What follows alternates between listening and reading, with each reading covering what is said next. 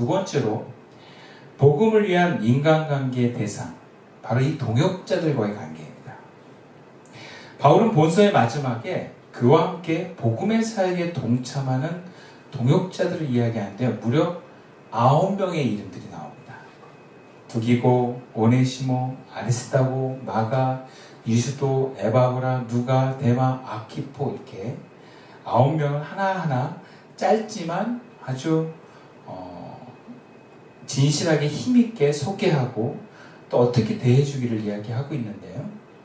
본서의 내용만 보면 전체적으로 그 느낌이 바울이 이들을 참 사랑하고 아끼구나. 또 이들의 나아갈 사역에 대해서 교인들에게 부탁을 하고 함께 가는 마음이 있구나 라는 것을 우리가 경험하고 볼 수 있습니다. 참 아름답다라는 느낌이 좀 들어요.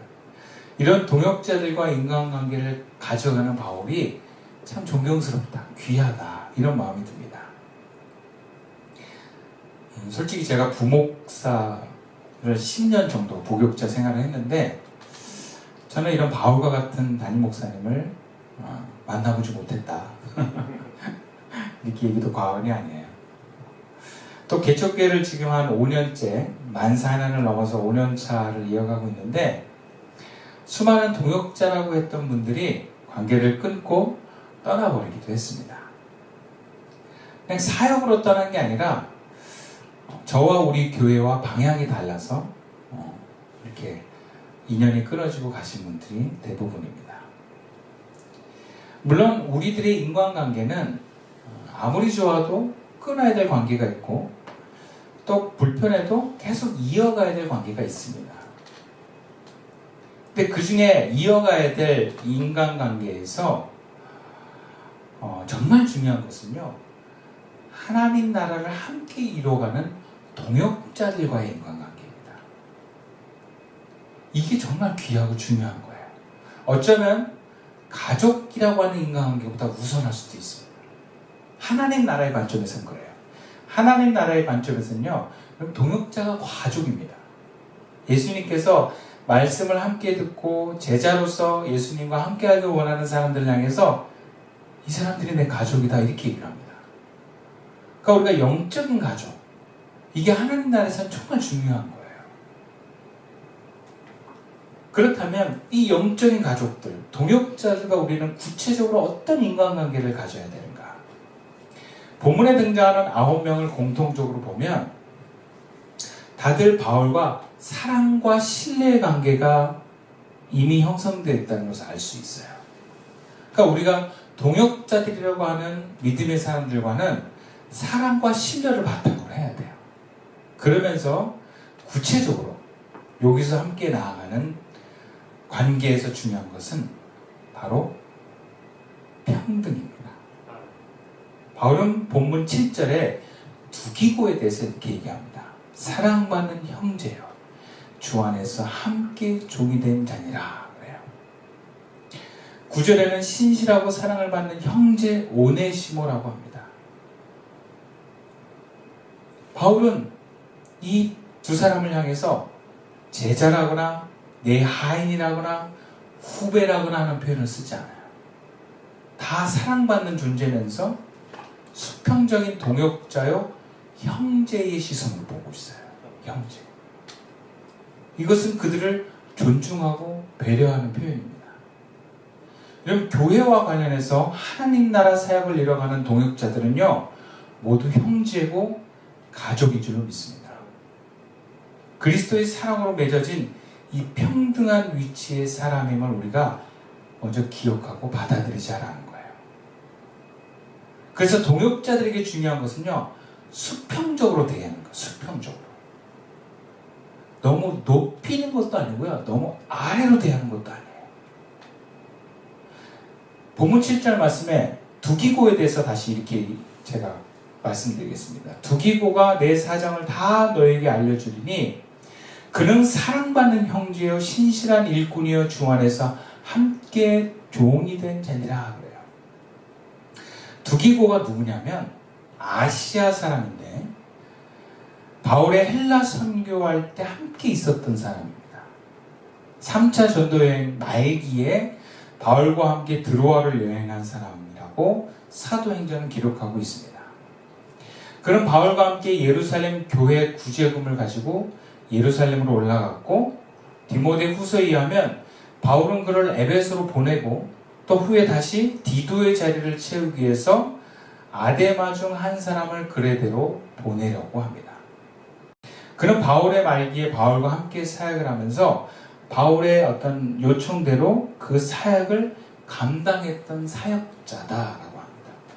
그러니까 오늘로 표현하면 바울 말기 목회의 부목사 정도라고 생각하시면 돼요. 근데 바울은요,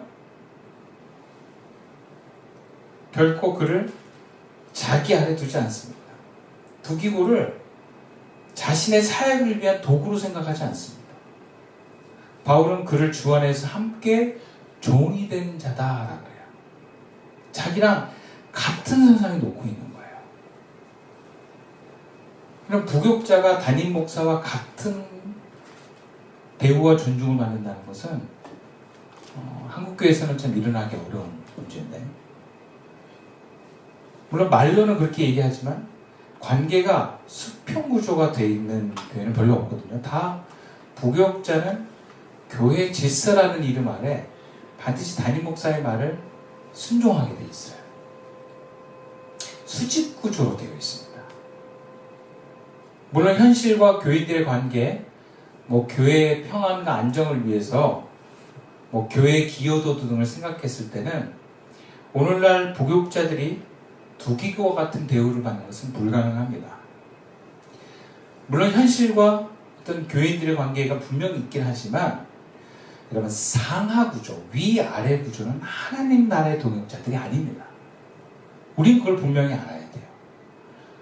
그러니까 동역자들은요, 자기 위에 사람이 없고 또 자기 밑에 사람도 없어요. 그냥 우리 똑같은 위치에 서 있는 사람들, 단지 책임만 달라요. 목사의 책임, 이장들의 책임, 성도들의 책임만 다를 뿐이지, 목사가 그래서 높고 성도가 낮고, 이장이 그 위에 있고 그 밑에 성도들이 있고, 그런 상하 구조가 아니라는 거예요. 그래서 내가 어떤 리더의 어떤 위치에 있다가도 얼마든지 내려올 수도 있는, 그것이 불편하지 않는 구조가 바로 동역자들과 함께 만들어가는 구조입니다. 제가 처음에 있었던 전회 교회에서는 목사가, 담임 목사님과 부교육자가 총 3명이 있었는데, 제가 들어갔을 때 선임 때는 부목사님이 서열을 만들어 놓으셨어요. 그분이 이제 육사 출신이었거든요. 그래서 담임 목사님 밑에 자기, 그리고 자기 밑에 나 밑에 또 어떤 목사 해가지고 쫙 서열을 만들어서 반드시 위에 복종하게끔 질서를 만들어 놓으셨어요. 그래서 다른 의견을 내면 안 돼 하면 할 수 없는. 근데 그게 좀 되게 답답하더라고요. 그래서 제 위에 선임 목사님 나가시고, 제가 이제 선임이 됐을 때 제 밑으로 2분이 오셨거든요. 근데 제가 바꿔버렸어요. 우린 다 똑같습니다. 예. 단지 맡은 역할만 다릅니다. 원래 선임 목사님이 행정을 맡았는데, 제가 그 행정을 군대에서 행정병 출신 목사님한테 맡겼어요. 당신이 행정해라. 난 선임이지만 행정 안 해도 된다. 당신 행정 잘하니까 행정 맡아라. 그리고 당신은 이 관리를 잘하니까 관리하는 거 맡아라. 그러면서 이렇게 똑같은 구조에서 했어요. 그러니까 교인들이 나중에는 행정하는 목사님이 저보다 먼저 온 선임인 줄 아는 교인들도 있더라고요. 그런데 담임 목사님은 제가 어떻게 할 수 없었으니까. 근데 3명이서 평등하게 들어오는 순서도 다 다르고 기수도 다 다르지만 평등하게 함께 사역하니까 그렇게 하나가 되고 재미있었어요. 너무너무 막 신나게 우리가 목회를 했어요. 힘을 합쳐가지고 수평적으로 하니까 너무 좋더라고요. 하나님의 역사가 더 강력하게 일어나는 것을 제가 경험을 했습니다. 지금도 저희는 만나요. 지금도. 그러니까 하나님의 나라가 동역자들이 같은 평등을 누리면서 함께 서로 기도해주고 은혜를 나누고, 제가 이렇게 개척하는 것도 그분들이 다 도와주고 기도해주고 그러더라고요. 지금도 저를 만나서 밥을 사주고 격려하고 그래요. 저도 그분들을 위해서 기도하고 함께 교제를 합니다. 그러니까 이렇게 수평적으로 동역자의 관계로 가는 게 얼마나 신나고 은혜가 넘치는지. 주님 우리가 그렇게 사역하길 원하십니다. 아멘. 존중하고 배려합시다. 나아가 상대방이 사회적인 약자일 때도 우리는 그 마음을 놓쳐서는 안 됩니다. 본문 9절에 보면 바울은 오네시모라는 동역자를 보내면서 그를 신실하고 사랑받는 형제라고 그랬어요. 오네시모는 당시에 도망친 노예였어요. 근데 바울을 만나서 복음을 받아들였어요. 여러분, 도망친 노예는 사회적으로 가장 낮은 계층이고 잡히면 매맞고 죽을 수 있는, 인간 취급을 못 받는 존재예요. 그런 그를 복음을 전했습니다. 그리고 사랑을 주었습니다. 그리고 그에게 너는 사랑받아 마땅한 사람이라고 얘기를 했습니다. 여러분, 종에게 그런 표현은 어울리지 않습니다. 근데 그리스도 안에서 종도 똑같은 사람입니다. 똑같은 그리스도의 사랑을 받는 사람이고 한 형제라는 것을 바울은 그에게 얘기했고 사람들에게 얘기를 했습니다. 오네시모는 사랑받을 만한 사람이라는 거예요. 그리고 그 오네시모를 내가 사랑한다는 거예요. 여러분, 바울의 이 편지가 골로새 교인들에게 얼마나 강력하게 전달되었겠습니까? 여러분, 우리는 사람을 그렇게 대해야 돼요.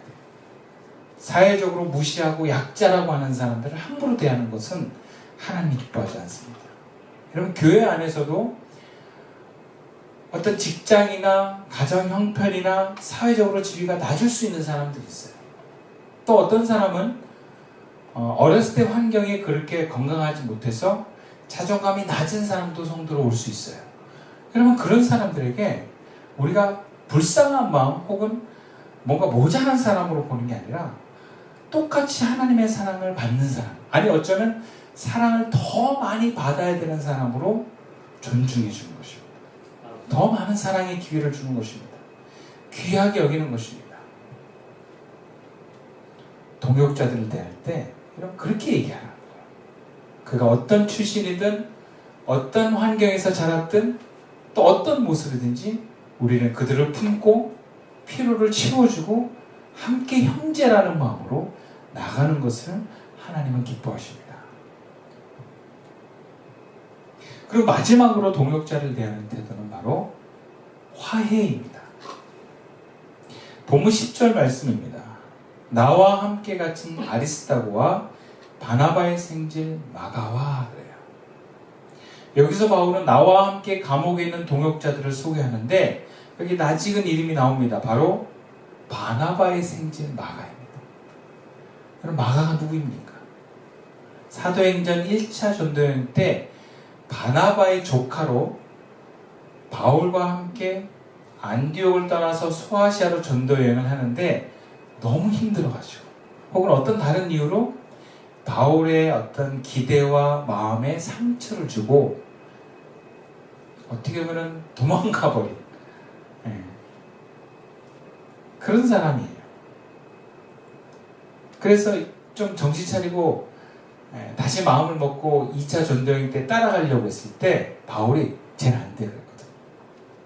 근데 바나바가 야 다시 내려가자. 그럼에도 불구하고 바울이 쟤는 안 돼. 쟤 한번 나한테 찍혔어.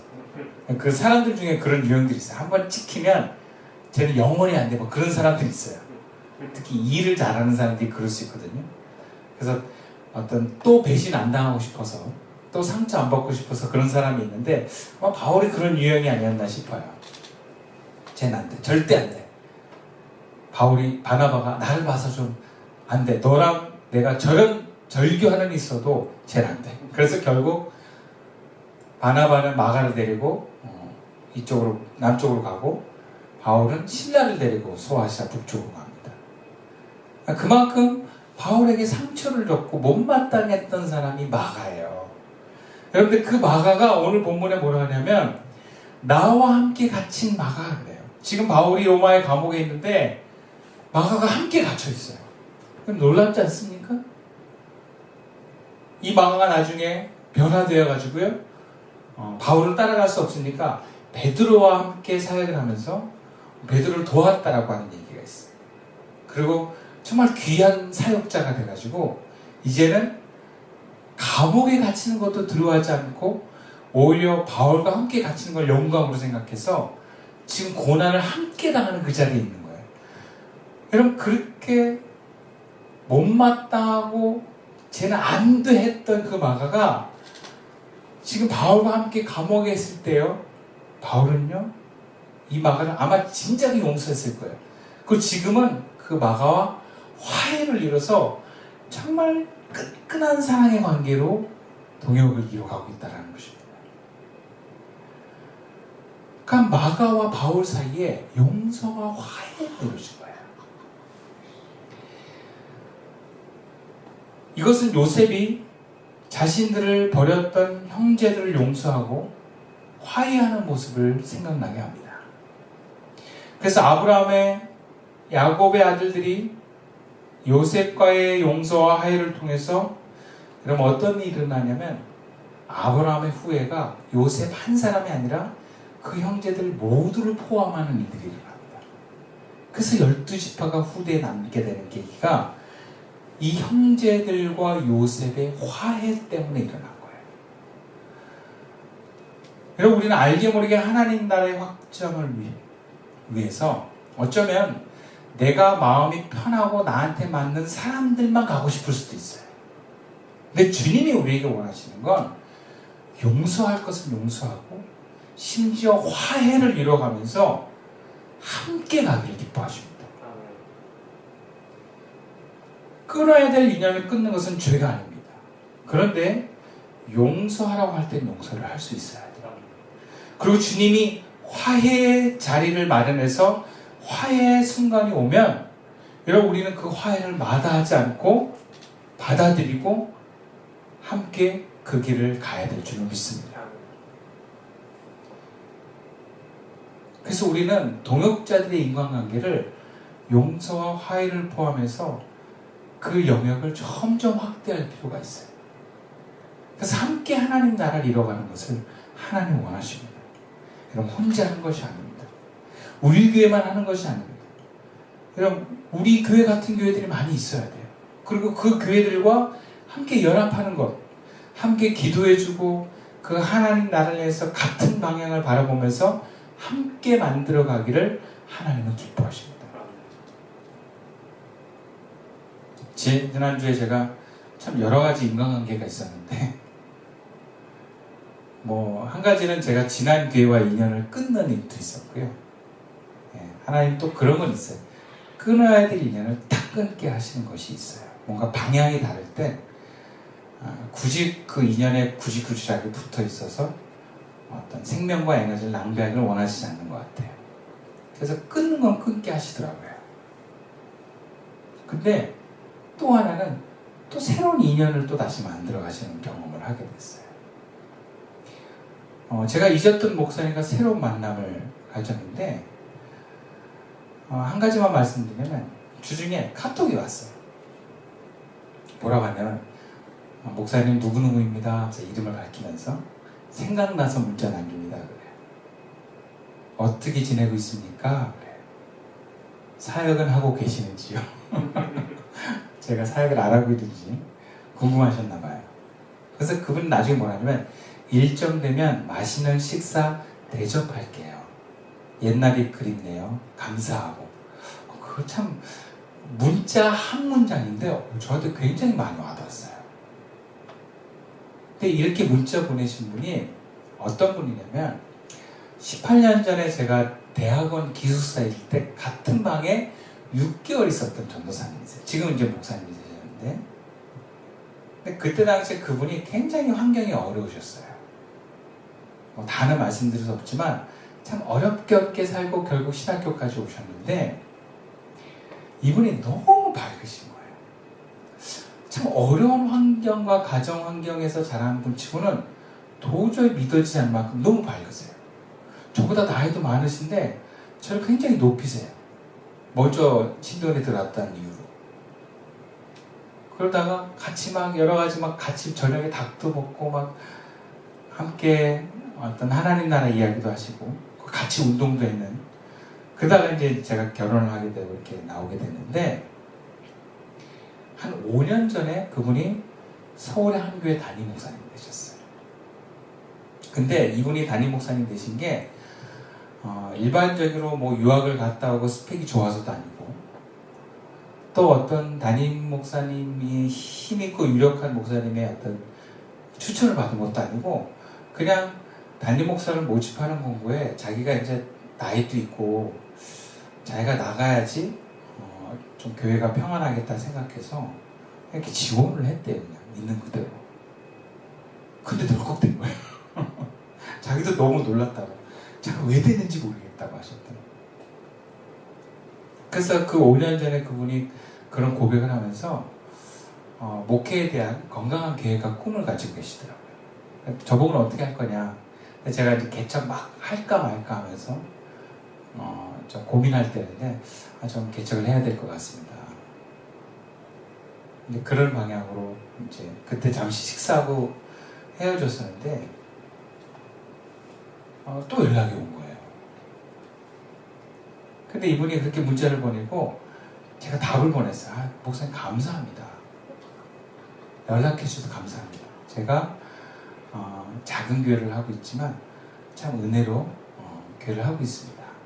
이렇게 답을 보냈더니 그분이 찾아보셨나 봐요. 네, 그래서 나중에 답이 왔는데 시선교회군요. 찾아보면 우리 교회 이름 나오나 봐요. 그래서 기도합니다. 파이팅 그래요. 고맙더라고요. 가슴이 좀 찡했어요. 왜냐하면 이런 개척교회는 목사님들이 연락을 하는 걸 부담스러워하는 분들이 많아요. 왜냐하면 아무런 도움이 안 되고 오히려 도와줘야 될 것 같기 때문에 그래요.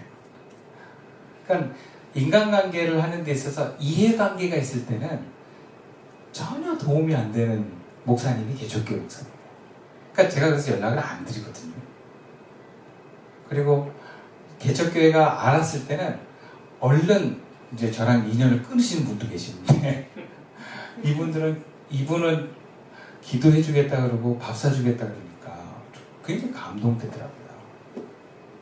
근데 제가 뭐가 생각이 나냐면 제가 그분과 대학원에서 같은 기숙사 했을 때 그분을 조금 무시해가지고 한번 열받게 한 적이 있는데 그게 지금도 생각이 나는 거예요. 20년 전인데.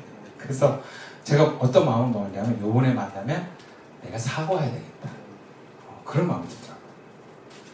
그래서 이분과 어떤 하나님 나라의 방향을 같이 서면 계속 교제해야 되겠다. 하나님이 맺게 하신 인연이라면 내가 이분과의 인연을 이어가야 되겠다는 마음이 들었어요. 여러분, 하나님께서는 우리가 그 하나님 나라를 이뤄갈 때 이런 동역자들을 붙여주세요. 그리고 가장 가깝게는 여러분 우리 교회에 함께 모이게 된 동역자들이 여러분 얼마나 특별한 인연인지를 아셔야 됩니다. 모여있는 우리 함께 예배드리고 함께 방향을 향해서 자기 변화를 이루어가면서 하나님 나라 이루어가는 성도들이요, 여러분 정말 귀한 동역자들이에요. 귀하게 여깁시다. 그리고 함께 기도하고 서로 격려하고 응원하면서 갑시다. 하나님 나라는 이런 동역자들과 함께 이루어가라고 하나님 말씀하십니다. 말씀을 마칠게요. 여러분, 주님께서는 우리가 모든 인간관계를 잘하라고 얘기하진 않아요. 끊어야 될 인간관계가 있고 맺어야 될 인간관계가 있습니다. 그러나 복음을 전하는 것은 혼자 힘으로 전하는 것이 아닙니다. 복음을 위한 인간관계를 맺어가는 것입니다. 교회 밖의 외인들에 대해서 또 하나님 나라를 위한 동역자들과 좋은 인간관계를 맺어가면서 이루어나가는 것이 바로 우리 하나님 나라를 이루어가는 성도들의 마음입니다. 삶입니다. 혼자가 아닌 함께 그의 나라를 이루어가기를 원하십니다. 그럼 하나님이 기뻐하시는 인간관계를 맺어갑시다. 특히 내가 만나는 사람들, 성령 안에서 사랑으로 주님의 지혜로 말 한마디도 바르게 흘러가기를 소망합시다. 주님께서 도와주실 것입니다. 기도드리겠습니다.